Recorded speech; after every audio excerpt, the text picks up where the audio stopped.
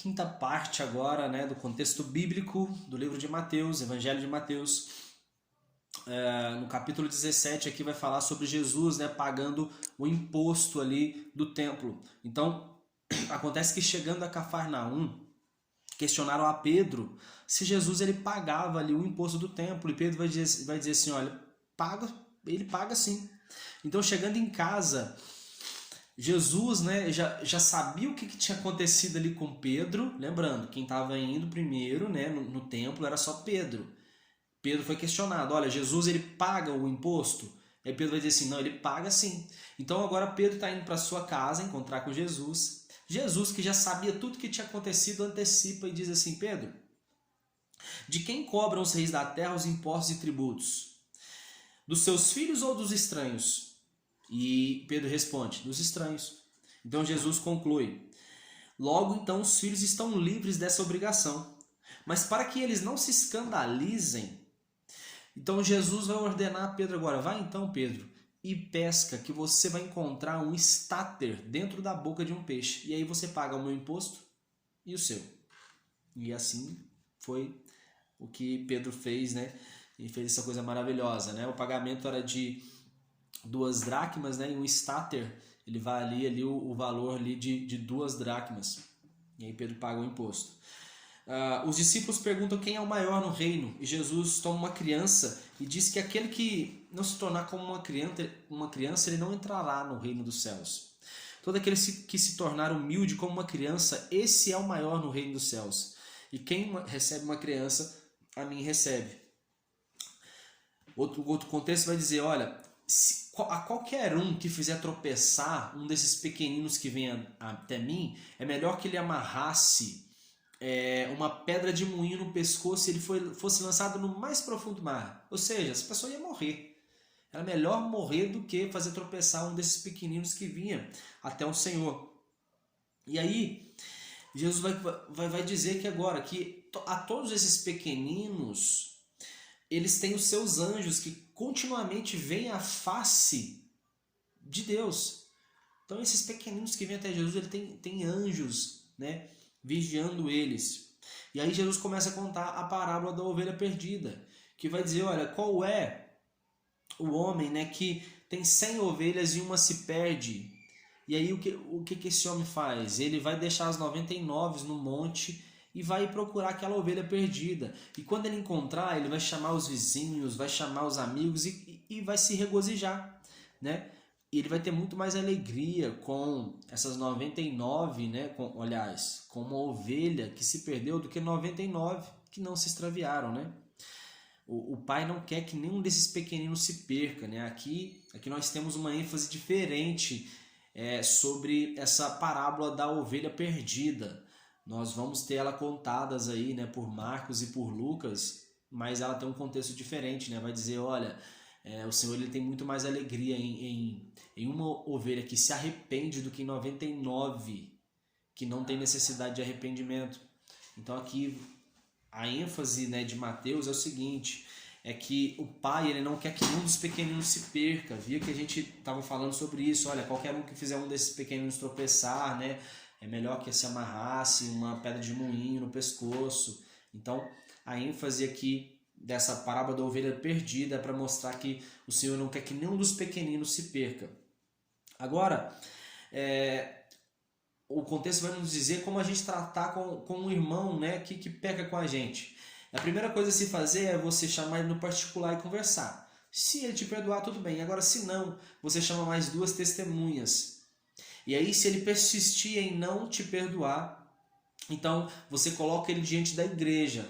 Porque agora, diante da igreja, se ele negar o perdão, então considere ele como um gentil ou publicano, ou seja, você lavou as suas mãos. Porque nesse momento, Deus ele promete que se a gente se reconciliar com o nosso irmão, aí ele vai dizer assim, olha, onde estiverem 2 ou 3 reunidos em meu nome, ali eu estarei. Ou seja, quem estava desunido e passar a se unir de novo, ali eu vou estar. E tudo que será ligado aqui nos céus vai ser ligado na terra. Olha só o que Jesus libera ali quando a gente se reconcilia com o irmão que a gente estava distante. Ele vai liberar a mesma coisa que liberou para Pedro. Agora, o que se ligar, Pedro, que no céu vai ser ligado na terra, quando Pedro descobre a identidade de Jesus, que ele era o Filho de Deus. Então é uma coisa muito grandiosa quando há esse perdão ali entre irmãos que Jesus libera. E aí Pedro vai perguntar, Senhor, quantas vezes eu tenho que perdoar? E aí Jesus vai dizer assim, olha, até 70 vezes 7. E não fala que é ao dia, só fala 70 vezes 7. Pronto. Agora ele vai contar a parábola do servo que ele não perdoou. Então ele vai dizer, olha, o reino dos céus ele pode ser comparado a um rei que decidiu acertar as contas com seus servos. Trouxe um que devia 10.000 talentos. Não tendo como paga, foi ordenado que se vendesse a sua mulher, seus filhos e tudo que possuía. Mas aí esse servo, ele implorou para perdoar essa dívida. Então, acontece que o dono então perdoa a dívida. Só que aí esse servo vai encontrar com outro conservo dele que lhe devia algo. Então ele começa a pegar no pescoço dele dizendo assim, olha, me paga o que você me deve, me paga o que você me deve. Mas aí o conservo implora, olha, eu não tenho, né? Eu não tenho com o que te pagar. Então aquele servo ordena que o seu conservo seja jogado na prisão. Então os outros conservos ali do rei e amigos daquele conservo que foi jogado na prisão foram avisar o rei. Então o rei agora ele vem, fala com aquele servo que ele havia perdoado ele, chama os seus carrascos e agora o que vai acontecer? Ele vai colocar ele na prisão. Porque assim, olha, do mesmo modo que ele foi perdoado, ele também tinha que perdoar. E não foi assim que ele procedeu. E aí Jesus ele conclui essa parábola aqui dizendo, olha, que nós devemos perdoar cada um de nossos irmãos, senão o nosso Pai Celestial também não nos perdoará. Jesus agora vai falar sobre casamento e divórcio. Ele diz assim, olha, as multidões, né? No meio das multidões havia alguns fariseus que para provar Jesus eles lhe perguntaram sobre a questão do divórcio, né? Então Jesus vai dizer assim, olha, o homem e a mulher quando eles se casam, eles se tornam somente uma carne. Então, o que Deus uniu, não separe o homem. Aí, os fariseus vão perguntar o seguinte, mas e a lei de Moisés? A lei de Moisés falou sobre a questão de divórcio, que a gente pode fazer isso. Mas aí Jesus vai dizer assim, olha, mas ele só liberou isso por causa da dureza de vossos corações. Porque se não fosse por isso, era para não se separar. Então, o único motivo que pode se separar, Jesus conclui, é por imoralidade sexual. Então, com isso, os discípulos eles vão ficar espantados e dizer assim, ó, mas então, se for assim, é melhor a gente não se casar. E aí Jesus vai dizer assim, olha, não é todo mundo que pode aceitar essa palavra, não é todo mundo que aceita essa palavra. Essa palavra são para poucas pessoas mesmo que vão ter esse entendimento. Então, Jesus ele vai continuar dizendo assim, olha, há muitos eunucos de nascença, outros que foram privados de seus órgãos reprodutores pelos homens e outros se fizeram celibatários por causa do reino dos céus. Então perceba agora que Jesus conta essa parábola aqui para falar com os discípulos sobre o divórcio, né? Então assim, os discípulos já começaram a dizer, olha, é melhor então que a gente não case. É melhor que não case. Então Jesus vai dizer assim, olha, tem pessoas que são eunucas, que de nascença elas não podem ter filhos, elas não podem se unir uma outra mulher. Outros, eles já fizeram isso, eles deixaram de reproduzir, deixaram de se multiplicar, que é a ordem lá da criação, crescer e se multiplicar. Eles deixaram de fazer isso, tiveram seus órgãos reprodutores privados por causa dos homens, olha só. Então, talvez por causa de doutrina de homem, por causa de doutrina de homens, de religiosos, talvez o homem ele deixe de reproduzir, deixe de ter um casamento, ou talvez até mesmo começar um novo casamento, talvez algo assim, por causa de doutrina de homens. E agora outros eles vão fazer celibatários por causa do reino dos céus, que aí vão dizer, olha, realmente tem alguns que não querem casar, então tudo bem, é por causa do reino dos céus, é um propósito que se faz. E o apóstolo Paulo mais para frente vai falar mais sobre essa questão. Trouxeram algumas crianças para serem abençoadas e os discípulos as repreendiam. Então Jesus vai dizer assim, olha, deixam vir a mim todas as criancinhas, porque delas é o reino dos céus, e quem são semelhantes a essas crianças é que vão entrar no reino dos céus. O que podereis fazer de bom para herdar a vida eterna? Jesus questiona porque lhe perguntaram a respeito do que é bom, né? Um homem vai chegar agora, né, essa parábola do jovem rico, do homem rico, Então, aí quando chama Jesus de bom, ele vai dizer assim, ó, só um que é bom, é Deus. Mas você quer entrar na vida eterna, então obedeça os mandamentos. E aí o jovem diz assim, olha, mas tudo isso eu já obedeci. Então Jesus vai dizer assim, olha, você quer ser perfeito?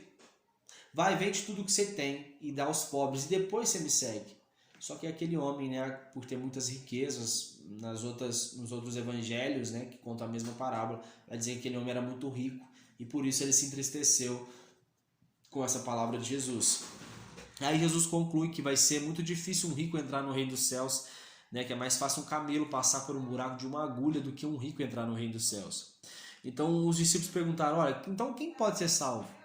E aí Jesus vai dizer, olha, isso é impossível aos seres humanos, mas para Deus nada é impossível. Pedro então manifesta que eles deixaram tudo para poder seguir Jesus. E aí Jesus vai dizer assim, olha, quando eu assentar no trono da glória, os discípulos também vão se assentar, vocês vão se assentar e vocês vão julgar as 12 tribos de Israel.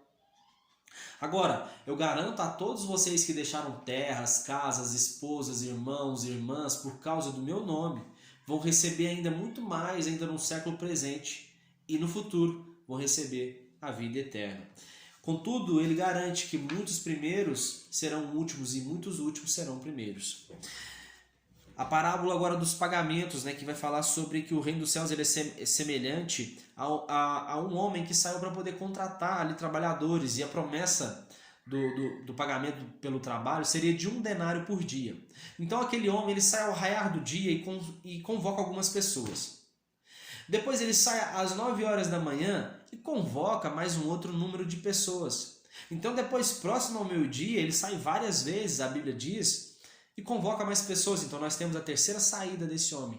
Depois diz que às 17 horas, né? Ao meio-dia, às 3 horas saiu, então foi 2 horários, a gente tem ao raiar do dia, às 9 horas da manhã, ao meio-dia e às 3 horas. Às 3 horas, ao meio-dia foi várias vezes que foi.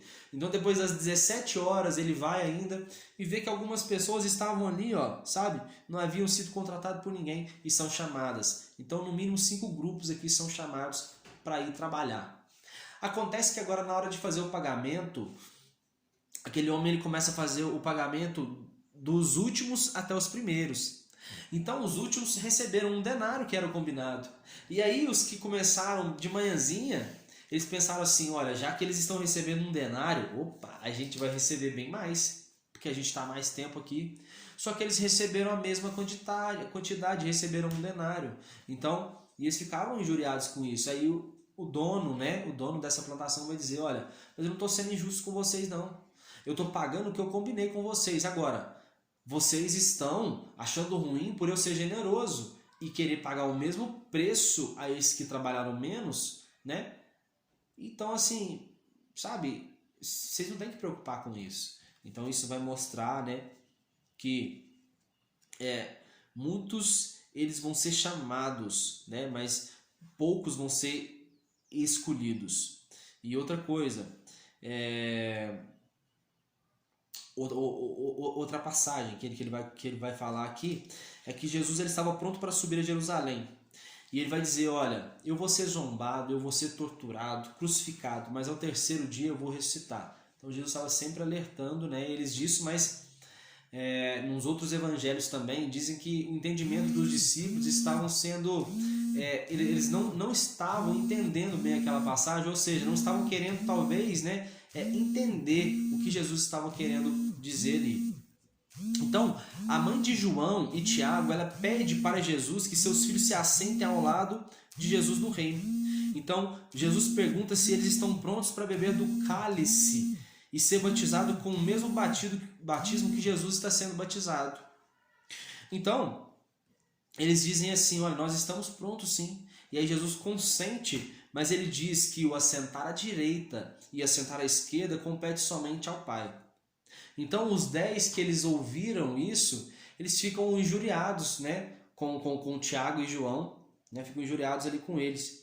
E Jesus ele vai concluir, olha, quem quer ser ali o primeiro, ele sirva aos outros. Quem quer ser o primeiro, o modelo não é sentar num trono e as pessoas virem servir a ele, mas sirvam a todos, aí você vai ser o primeiro.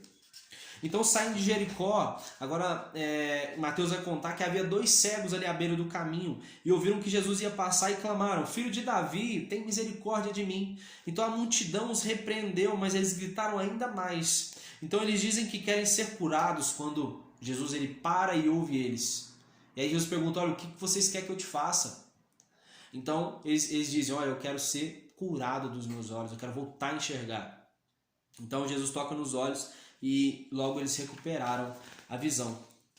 Chegando a Betfagé, no Monte das Oliveiras, Jesus mandou 2 discípulos, né, para poder ir preparar ali o burrinho, né, para ele poder entrar em Jerusalém. Então eles iam encontrar ali uma jumenta, né, com seu burrico ao lado. E Jesus pediu para desamarrar e trazer para ele, isso cumprindo o que o profeta Zacarias já tinha dito no seu livro. Então eles chegaram, encontraram o jumentinho e levaram esse jumento para Jesus. Jesus montou e quando Jesus entrava em Jerusalém, o povo tirou as suas capas ali e estenderam, né, para Jesus passar pelo caminho. E aí eles espalharam ramos também e começaram a gritar: Hosana, o filho de Davi, né, e engrandeciam ali o nome do Filho de Deus. E perguntavam assim: quem que é esse homem? E aí alguns diziam: ó, esse é o profeta Jesus, vindo de Nazaré da Galileia. Então Jesus, quando ele entra em Jerusalém, ele vai chegar ali no templo, né, e todos que estavam ali comprando e vendendo, Jesus começa a expulsar a mesa dos cambistas que estavam barganhando ali no reino, né, pervertendo o propósito que havia sido criado, o templo. Então Jesus diz: olha, a minha casa ela vai ser chamada casa de oração e vocês estão fazendo dela um covil de ladrões. Então levaram até Jesus depois ali cegos e aleijados e Jesus os curou. Então perceba que Jesus ele expulsa os cambistas ali do templo, mas depois as pessoas veem Jesus não um arruaceiro, mas vê ele alguém que poderia curar e leva pessoas e Jesus realmente os cura. Então olha que grandioso o que Mateus, né, ele diz para nós nessa passagem. Então os chefes e sacerdotes viram as maravilhas realizadas por Jesus e as criancinhas exclamando: Hosana ao filho de Davi, né? E eles revoltaram e disseram assim: olha o que as crianças estão falando de você, Jesus. E Jesus diz assim: olha, é delas, né, que extrai o perfeito louvor. É dessas crianças que vem o perfeito louvor. Eu não posso questionar essas crianças. E aí Jesus ele vai embora e passa a noite em Betânia. Então Jesus ele teve fome e aí ele vai passar agora por uma figueira, né, que tinha muitas folhas, mas ela não tinha frutos. Então Jesus declara que jamais se produza frutos daquela figueira. No mesmo instante ela seca. E aí os discípulos, depois no outro dia, eles estão passando, eles veem a figueira e aí eles questionam: nossa, a figueira secou mesmo. E aí Jesus olha para eles e diz assim: olha, se tiveres fé, verás todas essas coisas. E tudo que pedires em oração, se vocês creem, será concedido a vocês. Jesus ensinando no templo, a gente já caminhar para o final dessa sexta parte. Os sacerdotes e anciãos questionavam sua autoridade. E eles lançaram uma pergunta: olha, de onde vem o batismo de João? E aí Jesus diz assim: olha, aliás, né? Eles perguntam assim para Jesus: com que autoridade tu faz isso, Jesus? E aí ele diz assim: olha, eu também tenho uma questão para propor para vocês. De onde veio o batismo de João? Do céu ou da terra? E aí eles pararam e começaram a pensar assim: olha, se a gente disser do céu, então Jesus vai dizer assim: então por que vocês não acreditam que eu tenho essa autoridade também de Deus? Agora, se a gente disser que veio da terra, né? Então, o que acontece? Eles tinham medo porque as pessoas acreditavam ali em João. Então, eles né, não respondem, eles fogem da pergunta dizendo assim: a gente não sabe. Então, Jesus diz assim: olha, eu também não vou falar para vocês. Eu também não falo com que autoridade eu faço essas coisas. E aí, Jesus, para a gente fechar aqui, Jesus pergunta a opinião dos sacerdotes e anciãos. Olha, o que vocês acham?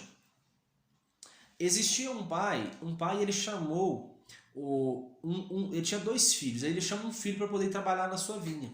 O primeiro, ele nega, ele diz: ó, não vou ir, pai. Mas depois ele se arrepende e vai. Agora o segundo filho, prontamente ele já diz assim: pai, eu vou. Só que depois ele não vai. E eles perguntam então para os sacerdotes e anciãos: quem foi que fez a vontade do pai? E eles dizem: o primeiro, esse que foi. Então Jesus, ele vai agora concluir com aqueles homens dizendo o seguinte: olha, então as prostitutas e os publicanos, eles estão ingressando bem antes de vocês no reino dos céus, porque eles estão obedecendo, ainda que tarde, ainda que eles disseram não uma vez, eles estão entrando. Agora vocês, com o modo que vocês estão agindo, vocês estão dizendo sim para Deus, mas dizendo sim, mas não executando aquilo que vocês falam. E então esses escribas, esses sacerdotes, anciãos, eles tiveram que dormir com essa. E aqui a gente encerra essa quinta parte e já voltamos aí com a sexta parte.